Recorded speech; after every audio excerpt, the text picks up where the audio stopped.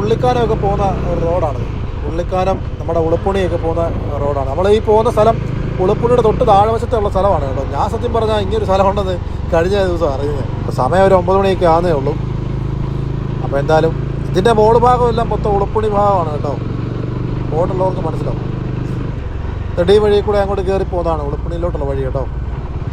അപ്പോൾ എന്തായാലും ഉളുപ്പുണി എന്ന് പറഞ്ഞ ജംഗ്ഷൻ കഴിഞ്ഞ് മുന്നോട്ട് വരുമ്പോൾ അവിടെ നിന്ന് ഇടത്തോട്ടൊരു വഴി തിരിയുന്നുണ്ട് കേട്ടോ. അങ്ങനെയാണ് നമുക്ക് പോകേണ്ടത്.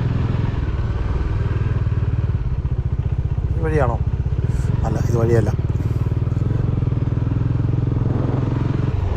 അതെ, ഈ വഴി നമുക്ക് ഈ വഴിയാണ് പോകേണ്ടത് കേട്ടോ. ഇത് നേരെ മൂലമറ്റത്തിലേക്കുള്ള വഴിയാണ് കേട്ടോ. മൂലമറ്റം തൊടുപുഴയൊക്കെ പോകാൻ പറ്റുന്ന റോഡാണ്. പക്ഷേ റോഡിൻ്റെ പണിയൊന്നും പൂർണ്ണമായിട്ട് കഴിഞ്ഞിട്ടില്ല. ഓഫ് റോഡ് പോലെയാണ് കിടക്കുന്നത്. ഫുള്ള് പച്ചപ്പാണേ. നമ്മുടെ ഇയ്യോബിൻ്റെ പുസ്തകത്തിനകത്ത് ഒക്കെ കാണിക്കുന്നൊരു സ്ഥലമാണത്. എനിക്ക് ചിലപ്പോൾ സ്ഥലം കണ്ടാൽ മനസ്സിലാവും. ഇയ്യോബിൻ്റെ പുസ്തകത്തിനകത്ത് നമ്മുടെ ഫഹദ് ഫാസിലിനെയും നമ്മുടെ വിനായകനെയും കൂടി ജീപ്പിൽ കയറ്റിക്കൊണ്ട് പോകുന്ന സമയത്ത് കുറേ ആൾക്കാരിങ്ങനെ തോക്കൊക്കെ ആയിട്ട് വന്ന് നിൽക്കത്തില്ലേ, ആ ഒരു സ്ഥലം കേട്ടോ. ഏതായാലും നമ്മുടെ ടാറിട്ട റോഡ് കഴിഞ്ഞിരിക്കുകയാണ്.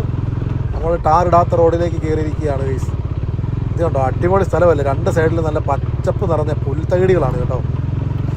അപ്പോൾ ഇതാണ് നമ്മുടെ കവന്ത എന്ന് പറയുന്ന സ്ഥലം. ഇത് കുറേ നാളായിട്ട് ഞാനിവിടെ കാണണമെന്ന് ഭയങ്കര ആഗ്രഹം ഉണ്ടായിരുന്നു.